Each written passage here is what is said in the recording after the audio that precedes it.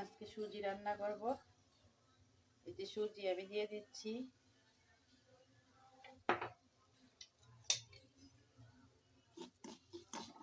সুজি আমি দিয়ে দিয়েছি।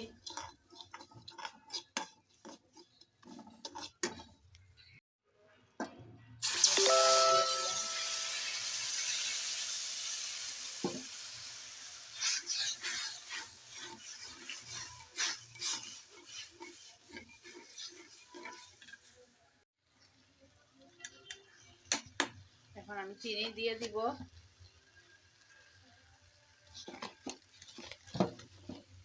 সুজির মধ্যে একটু চিনি বেশি লাগে, না হলে মজা লাগে না।